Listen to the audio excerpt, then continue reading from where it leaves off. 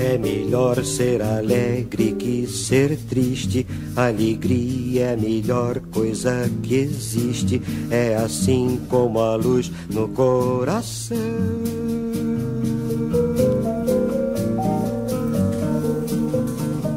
Seguimos en 678, estamos con nuestro invitado de hoy, Leopoldo Moró, que ha hecho una caracterización muy precisa de todo esto que se ha convertido en comidilla de la prensa y que es un caso ciertamente grave. Y tenía censurada brevemente a mi amiga Cintia García, por favor. No voy a hacer ningún gesto. Sí. Pero pienso, ¿qué valor tiene la mentira?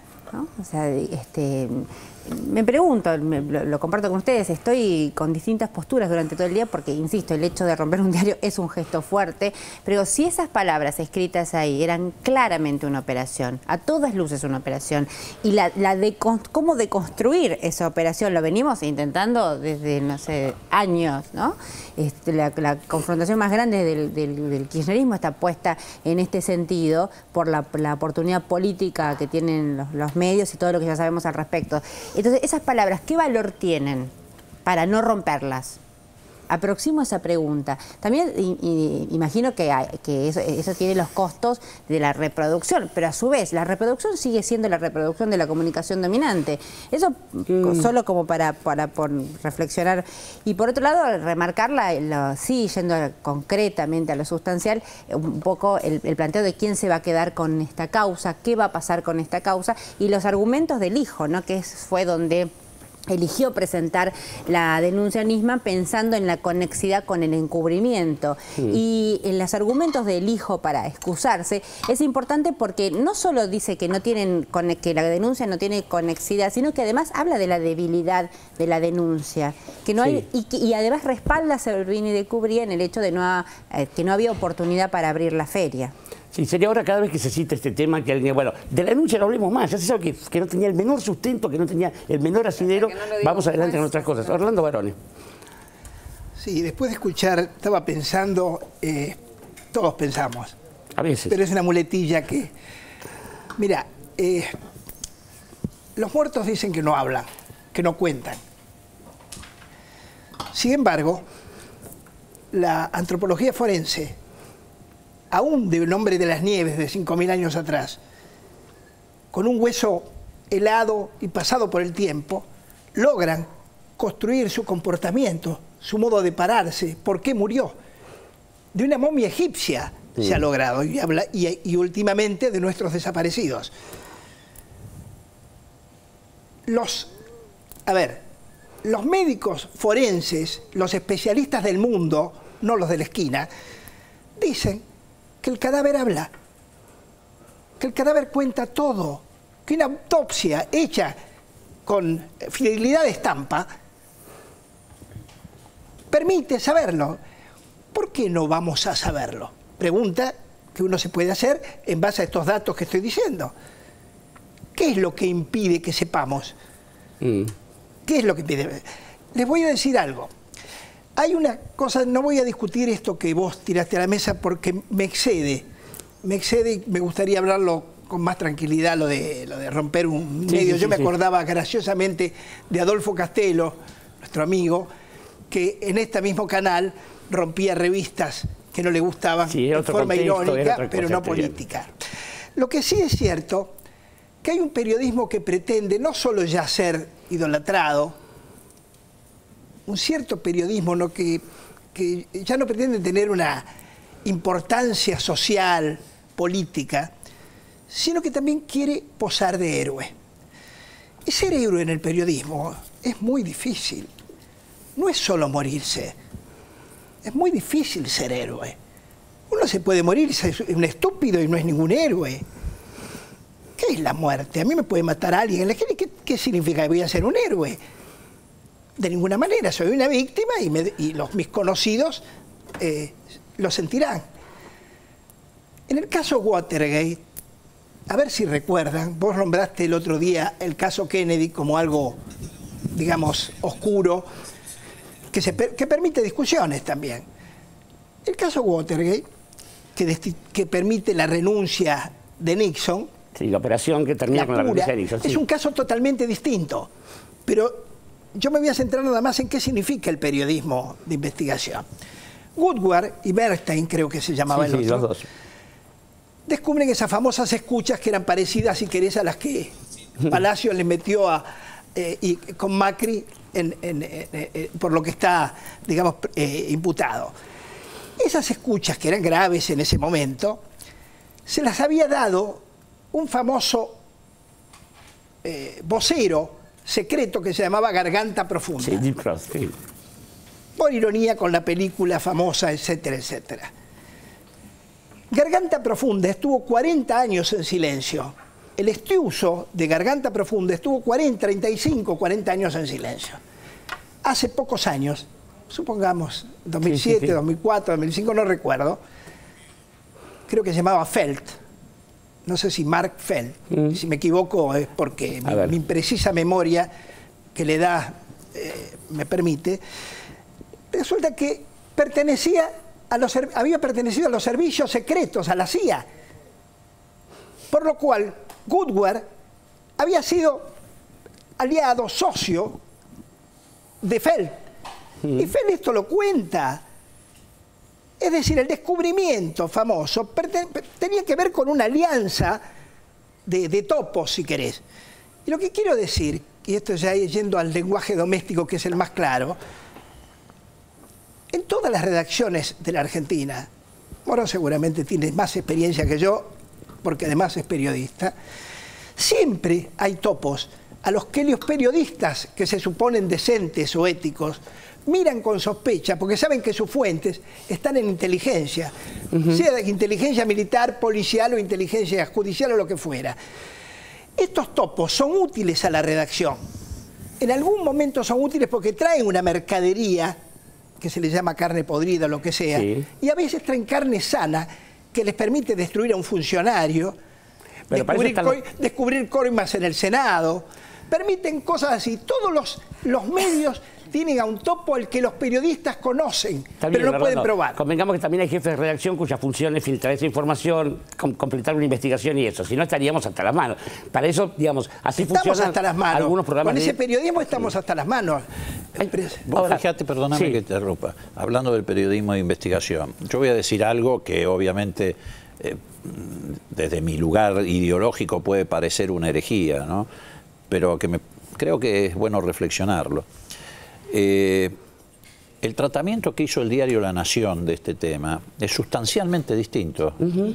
Incluso hay algunos artículos de un periodista que se llama Urien Berry, que realmente ha puesto, se ve que, y creo que hay otro periodista, Capielo, Hernán Capielo, que pusieron por lo menos esfuerzo en llevar adelante investigación periodística sobre la causa, sobre la denuncia. Desde el comienzo la denuncia fue tratada por La Nación distinto. Sí. Totalmente diferente, más allá de las opiniones de los editorialistas, que bueno, ya se sabe que tienen una clara confrontación con el gobierno. No, pero incluso que bueno, yo no sé, creo que desde la cuarta vez que lo parezco una abuela diciéndolo, pero incluso el propio Carlos Pañi, desde el primer día, desestimó la denuncia. Entonces, me parece que ahí se marca una diferencia, porque ¿cuál es la diferencia? Que no se trata de una cuestión ideológica, porque no hay duda de que La Nación confronta ideológicamente con el gobierno, con el movimiento popular, confrontó con nosotros. Pero me parece que ahí es donde se marca la diferencia entre periodismo de investigación y periodismo de operación.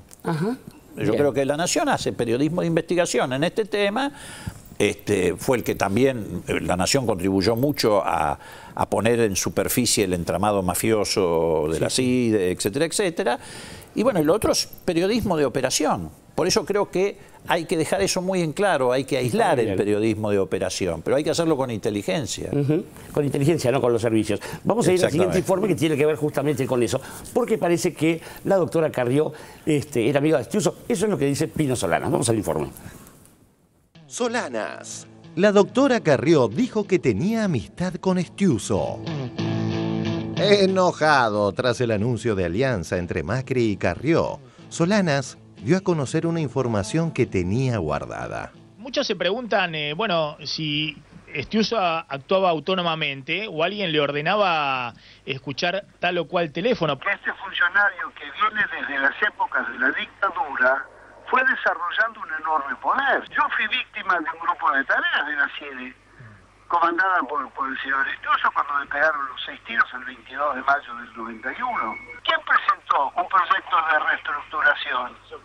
Somos nosotros los primeros que escrachamos a la CIDE con Gustavo Vera y Mario Masitelli en julio del 2013 pidiendo la intervención, pero no nos quisieron acompañar, menos la doctora Carrió, que dijo tenía amistad con Estiuso. ¿Quién tenía amistad con Estiuso? La doctora Carrió, ¿te suena ese nombre? No, Carrió sí me suena, pero no sabía esto, que en algún momento te dijo a vos que ella tenía amistad con Estiuso. Sí, que no nos iba a acompañar y estaba en contra del escrache que le hicimos a la Secretaría de Inteligencia en julio del 2013, porque ella tenía buena relación con Estiuso, que no era una jugada inteligente esa, pero siempre se abstuvo a presentar algún proyecto que investigara esta verdadera cueva de ratones, peligrosos. Bueno, es fuerte lo que decís, no sabía que Carrió había manifestado esto.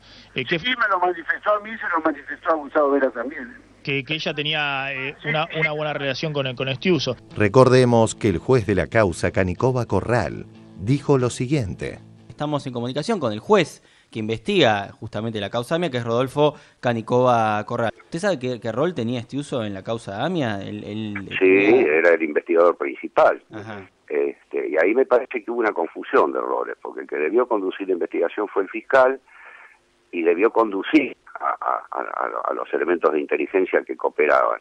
Y me parece que terminó siendo al revés. Que terminó conduciendo Estiuso a la investigación. Me parece que sí.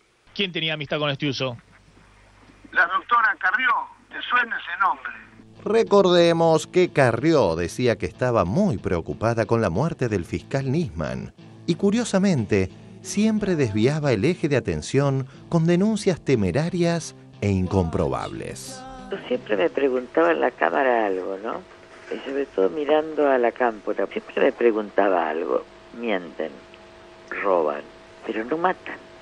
Y esto me daba una cierta tranquilidad. Y a partir de diciembre eso cambió, de noviembre. Dije, no, matan. Matan. Claro. Y a partir de diciembre eso cambió, de noviembre. Dije, no, matan. Matan. Claro. ¿Son capaces de matar? Bueno, la respuesta es sí, son capaces de matar. Sí, son capaces de matar. El problema es que acá nos encontramos que acá empieza el régimen a matar. Acá empieza el régimen a matar. Esto es así. Que no se preocupe, termina presa por años por encubridor. Que no se preocupe, termina presa por años por encubridor. ¿Quién tenía amistad con Estiuso? La doctora Carrió, ¿te suena ese nombre?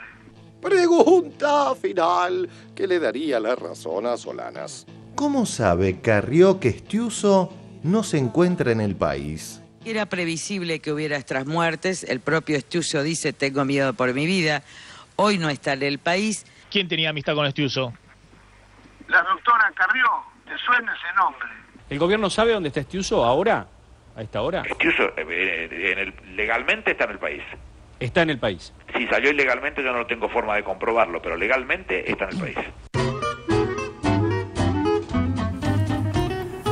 A ver, yo creo que ya enfrentarse a la palabra de la doctora Carrió es una operación ciertamente audaz, es decir, tomarla en serio, pero bueno, no sé. Leopoldo Moro, ¿qué opinas de esta especie de comentario de Pino? ¿Qué sé yo?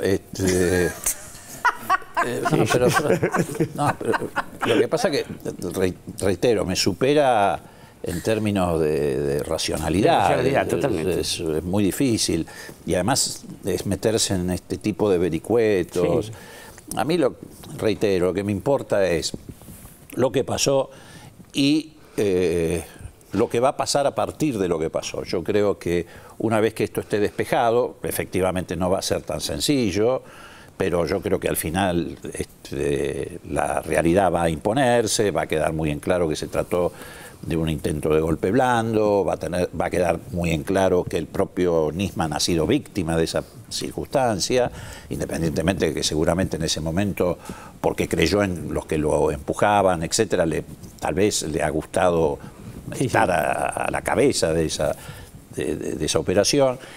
Una vez que quede claro incluso el modo en que murió Nisman, lo que viene es lo que importa, y a mí lo que me preocupa mucho es que el sistema político no advierta la oportunidad que hay de terminar con todo esto, de limpiar todo esto, porque era evidente que la democracia, las instituciones, la sociedad, eventualmente también el gobierno, obviamente, de alguna manera estaban sitiados por por este entramado mafioso. Y yo creo que es muy importante avanzar en ese camino y no detenerse tanto en estas cuestiones. Y si Pino Solanas se suma a la discusión sobre una nueva ley de inteligencia, si lo hace Vera, si lo hacen los radicales, que yo aspiraría a que lo hagan, bueno, digo... Yo siempre digo que frente a este episodio debió ocurrir lo que ocurrió en Semana Santa con aquella famosa foto de Alfonsín con Cafiero. Con Cafiero, claro. No ocurrió. Pero no ocurrió porque los que llevaron adelante esta operación permanentemente generan en aquellos que tal vez íntimamente sienten que estamos frente a una operación de golpe blando, se aterrorizan para que no los estigmaticen por acercarse al oficialismo. Y acá se trataba no de acercarse al oficialismo, sino de consolidar el proceso democrático que estaba en riesgo por esta mafia. Se me ocurre, escuchándolo a Leopoldo, que uno para tener un juicio sobre quienes hablan, a veces debería empezar por esta pregunta cuando se le dice a alguien, ¿y qué va a pasar con esto? Y dice, yo creo que esto no se va a saber nunca. ¿Es el primer paso, esa negación previa, es el primer paso para saber qué opina después alguien sobre esto? ¿Sandrita? Sí, yo volviendo un poquito al informe anterior y viendo el odio que vomita Carrió cada vez que habla, viendo que dirigentes como Solanas, qué sé yo, hace unos meses también sabía que supuestamente era amiga de Estiuso y no le importaba, mientras no firmara con Macri no le importaba. Bueno, teniendo en cuenta todas estas cosas y teniendo en cuenta sobre todo lo que dice Leopoldo, que estamos en un marco de un intento de golpe blando. Esto es así, no queda en la otra cuadra, lo tenemos acá. Me parece que hay que tener una estrategia, me refiero a nosotros, a los que defendemos este modelo, a los que nos indignamos, a los que nos brota la rabia y la impotencia cuando vemos TN o leemos las notas, este tipo de notas que salen en Clarín. Y volviendo al gesto del jefe de gabinete, para mí no es tan grave romper un diario que sale todos los días con mentiras.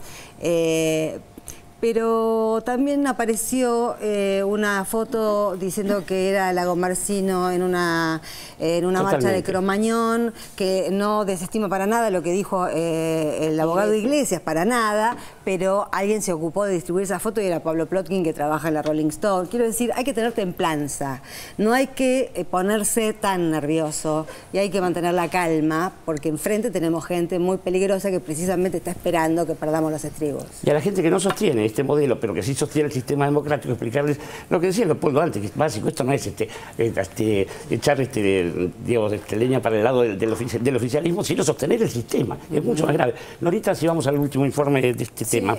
No, a mí me parece fundamental lo que va a empezar a discutirse mañana en la Cámara de Senadores, que es la nueva ley de inteligencia, que realmente es como lo dijo la presidenta, y creo que uno siente, pasaron 12 años de gobierno kirchnerista, como todo, el tema es cuándo se toma la decisión de poder saldar esa deuda que la democracia tiene para un lugar que evidentemente ha operado en la mayoría de los casos contra los gobiernos democráticos y a favor de determinados sectores, ¿no? Y que siempre siguen, no es una particularidad de la Argentina, pero esto que se autonomizan y siguen respondiendo a sus propios intereses. Y que superan los jefes designados, digo, un tipo como Héctor Icazzuriaga, era un hombre de confianza, insospechable de entrar en estas cosas, y lo superan este tipo de historias. Pero evidentemente son estructuras pero además, como dice, discúlpame, como dice Nora, esto no es la primera vez que ocurre. No es la primera vez que ocurre. A nosotros, cuando digo nosotros me refiero al gobierno de Alfonsín, los servicios de seguridad nos tiraron un cadáver que fue el de Sivak. Claro. Sí. Lo asesinaron, lo secuestraron, lo asesinaron. Sí. Y nos pusieron a Guglielminetti en la custodia presidencial. Digamos, es un problema. Por eso es muy importante lo que ella dice. Lo que importa ahora es lo que se va a empezar a discutir mañana. No hay que olvidarse también, y eso fue una de las pocas cosas, perdón, pero positivas que hizo el gobierno de la Alianza, me parece que fue cuando depuró gran parte de todavía los represores que estaban dentro de la CIDE. Sí, ¿no? Le dieron de baja a 1.200 agentes. Sí, 1.200 agentes. Eso. También trajo sus consecuencias. No, obviamente, por eso también trajo sus consecuencias. Vamos a ir a este otro informe que tiene que ver con la forma de tapar la fallida denuncia con cosas que no tienen ningún gollete, aunque mejor queda decir sin sustento. Vamos al informe. Se pretende tapar la fallida denuncia de Nisman con afirmaciones sin sustento. Hay un tema candente en Argentina, de donde tú vienes hace unas horas, el tema del fiscal Nisman. Sí. ¿Qué crees? ¿Suicidio? ¿Suicidio inducido? ¿Asesinato? ¿Qué fue eso? Te diría que yo descarto completamente el suicidio. Todas las teorías del suicidio son falsas, equivocadas. Aquí se armó una escenografía de suicidio que a su vez genera una gran sospecha porque la presidenta inmediatamente habló de suicidio. Es como que hay una conexión entre el asesinato con una escenografía de suicidio y la comunicación de la presidenta de que fue un suicidio. Nisman en este momento estaba atacando a la presidenta de la República, a su canciller y a otros personajes cercanos a ella. Y era insoportable para la presidenta, obviamente, que se la acusase a ella y se la quisiera mandar a la cárcel. Y yo creo que por ese motivo se lo asesinó a Nisman. Recordemos que la fallida denuncia de Nisman fue admitida al pasar hasta por voceros de la oposición. La denuncia de Nisman no era lo que esperábamos. La investigación de Nisman, la ley completa. Las denuncias de los fiscales pueden ser endebles. A ver, esto es parte del juego de la investigación judicial, por supuesto. Da la sensación de que estos casos también requieren de una urgencia mayor, ¿no? No sé, la sensación es que está todo muy dilatado. Mariana, no se puede. No es que a las 24 horas viene un tipo y te dice pasó esto. Hay que esperar, hay una investigación, hay cosas que tardan tiempo, hay datos que se desconocen. Hay que tener un poco de paciencia, porque si no nos volvemos locos y desconfiamos de todo. No podemos convivir. Lo que pasa es que, claro, ves en París un atentado como el que fue y que en 24 horas tienen a los tipos... Pero ¿cómo lo solucionaron en París, Mariana? Fueron y mataron a todo el mundo. ¿Vos creés que una persona como Nisman, que venía trabajando hace tantos años en esta causa, íntimamente, ¿crees que era capaz así de pegarse un tiro el día antes de hacer la super exposición para la que había trabajado toda su vida? Yo no creo que hubiera trabajado toda su vida para esa exposición. La denuncia que presentó no es la denuncia de su vida de ninguna manera. Así mismo la llamó él, dijo que se venía preparando toda su vida para él. Mensaje de texto. Fuera de broma, la denuncia que presenta Nisman, esas 300 hojas, no es la denuncia de su vida. Si él pensaba que era la denuncia de su vida, evidentemente estaba viendo una película equivocada de lo que estaba haciendo él mismo.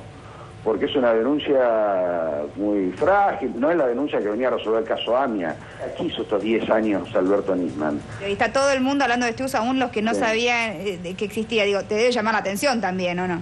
Si vos contás la historia de Jaime Estiuso y la historia de Alberto Nisman, te das cuenta que no eran dos tipos que se vieron una vez en tribunales. Ahí había una relación muy intensa, una dependencia mutua muy intensa. Este hombre estaba sentado al lado de Nisman todos los días. Y no sé si no le manejaba el teclado de la computadora. ¿Ves una pelea? Eso lo dijiste 2 veces, ¿no? Que estaba sentado al lado de la computadora. ¿Qué querés decir con eso? Porque si no, acá siempre hace la gran Argentina. A ver, no, Nisman era el bueno y entonces lo mataron los malos y... ¿Con eso te referís a que toda esta investigación que estaba llevando a cabo Nisman estaba dictada por Estiuso? La investigación que presentó Nisman, la denuncia, estaba hecha por el Jaime Estiuso. La investigación que presentó Nisman, la denuncia, estaba hecha por el Jaime Estiuso. ¿Quién hizo las escuchas telefónicas esas? Yo lo que digo es que la investigación es una investigación de Jaime Estiuso, es una investigación... Sí, el que lo llevó por esa línea. Recordemos que esta fallida denuncia, plagada de inconsistencias, supuestamente se sostenía sobre un pedido del gobierno argentino a Interpol para dar de baja las alertas rojas. Lo que los medios opositores se encargan de ocultar es que el mismo domingo 18 de enero que aparece muerto el fiscal Nisman, se conocen duras declaraciones del ex secretario de Interpol, Ronald Nobel, catalogando de falsa su denuncia. En página 12, el ex secretario general de Interpol, Ronald Nobel, habla sobre la denuncia.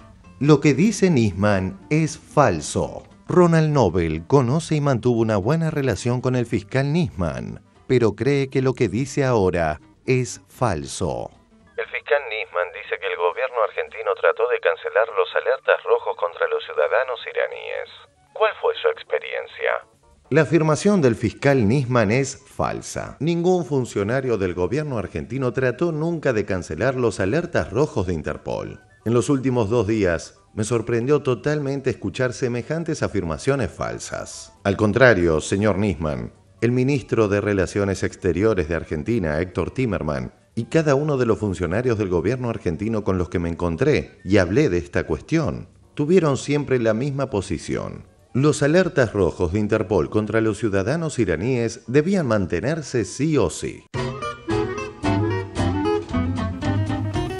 Me parece que fuera de la cuestión específica hay algo interesante para destacar, y es de pronto un periodista como Gerardo Young, en las antípodas de mi pensamiento por lo menos, o qué sé yo, expresa estas cosas, pero creo que penetra en la opinión pública mucho más la palabra de alguien insospechable de ideas propias, o qué sé yo, como la conductora del programa de Canal 13, que lo dice por ahí desde cierta honestidad, pero con una indignación y un grado de afirmación que creo que no se da cuenta de la forma en que está colaborando en una operación política. ¿Cuál es la diferencia que marcaba Leopoldo? De lo que decía Leopoldo antes, no sé, digo, me parece que es mucho más contundente eso, ese enojo de la ignorancia y de la...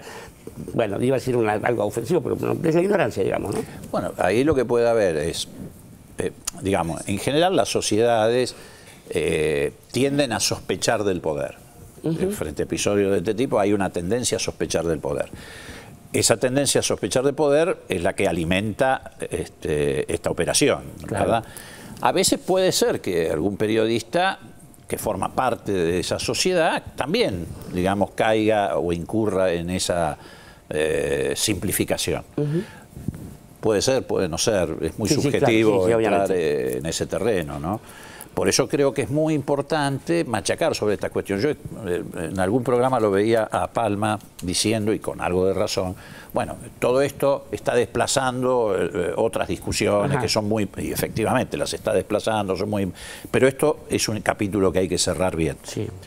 Bien me refiero en el sentido de que quede claro que fue una operación tendiente a generar conmoción pública y un golpe blando en la Argentina. Después, que siga la discusión acerca del gobierno, las críticas, los errores, etcétera, etcétera, que todos tenemos opiniones diversas sobre distintas políticas, etcétera. Pero esto tiene que cerrar bien, porque si no, esto no solamente puede tener, cosa que sería lo menos importante, una repercusión electoral, sino que puede tener una fuerte repercusión cultural. Claro, claro que sí.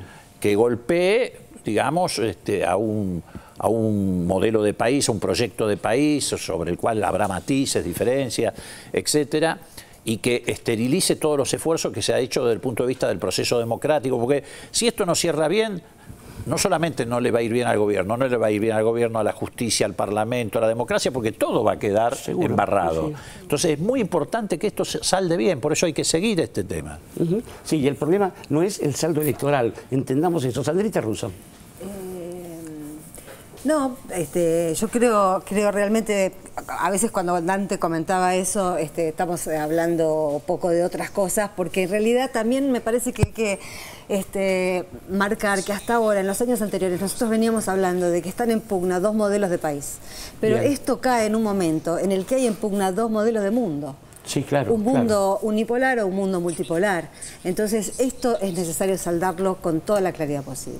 Está muy bien eso. Me parece que muchas veces perdemos la cosa del contexto internacional como si estuviéramos, como quien alguno fuera del mundo. Cintia García. Sí, pensaba en esto que decía Leopoldo. Y esta idea del pensamiento de cierto sector de la sociedad, yo creo que cada vez menos, de que pensar el descrédito sobre el poder y que el poder es el poder gubernamental y que lo que hay que investigar es el poder gubernamental, la corrupción, etcétera, la instalación de la investigación que propone la Nata como estereotipo no es inocente y es absolutamente intencional. La pregunta cuando vos decís, esto hay que cerrarlo bien, tal vez la pregunta que yo te hago y me hago es, ¿cómo se puede lograr eso con un contrato de periodístico, político de buena fe que se tiró a la basura, ¿no?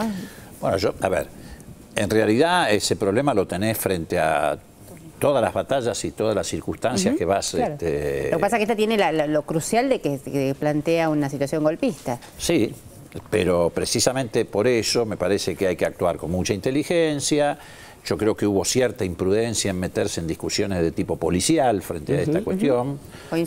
Creo que hay que poner más énfasis en la caracterización política, en el relato político, porque es en ese terreno donde esto no tiene respuesta. Es decir, volvemos. La Nación, por ejemplo, hace un esfuerzo por encontrar un relato político a la cuestión. ¿Por qué se llegó a esto? Etcétera. El Clarín no. Me parece que hay que trabajar en esas contradicciones, en esas diferencias, y creo que hay que hacer una campaña muy fuerte. Me parece que, por ejemplo, así como nosotros, cuando nos tocó enfrentar en un contexto diferente, situaciones diferentes, golpismo no tan blando, sino más explícito, con tipo con la cara pintada, uniforme, etcétera. Nosotros pusimos como eje democracia o dictadura para movilizar a la sociedad. Me parece que hoy hay que poner como eje democracia o mafias y movilizar a la sociedad detrás de este eje. Ahora, eso conlleva la necesidad de explicar cuáles son las mafias, a qué estamos enfrentados, tratar de involucrar a la oposición en esto. Me parece que había que convocarla más explícitamente a la oposición, a esta discusión. ¿Hay margen? Y bueno, yo creo que sí, y si no hay margen, bueno, en todo caso será la oposición la que pague el costo político, pero me parece que hay que ser más explícito. Yo, por ejemplo, cuando se firmó el famoso memorándum con Irán, yo creo que ahí se debió haber, no consultado, pero sí se debió haber convocado a la oposición a la Casa de Gobierno antes de elevarlo al Parlamento, a los presidentes de bloque, porque creo que era una cuestión que merecía no secretismo de Estado, pero sí un compromiso de Estado. Me parece que hay algunas cuestiones que a veces hay que afinar en este sentido, ¿no? Y creo que lo que dice Leopoldo, además, esta confrontación democracia-mafia lleva a otra, que es soberanía popular corporaciones, están íntimamente ligadas, ¿no? Me parece. Pero además hay otra cosa que es, ¿cómo se le puede dar entidad a esta cosa que he escuchado entre ayer y hoy? Una encuesta dice que un alto porcentaje de gente cree que la presidenta mandó matar al fiscal. Digo, emitir esto y no decir ninguna cosa más es de un grado, a ver, el que lo hace o es un subnormal o es un desgraciado, me parece, ¿no? Rocío Marengo. ¿Cómo? Rocío Marengo. Bueno, en fin, vamos a ir a un corte mejor para no hacer diagnósticos inadecuados. Estamos en 678 con Leopoldo Moro tratando de hablar y hablando sobre lo que realmente importa. Ya volvemos. Tenemos amistades en distintos hemisferios. Tenemos la sonrisa de este cielo abierto. Tenemos 1.000.000 de versos en el aire. Tenemos muchos más estados lindos de conciencia. Tenemos un estilo que nos representa. Tenemos un rincón donde querernos tanto.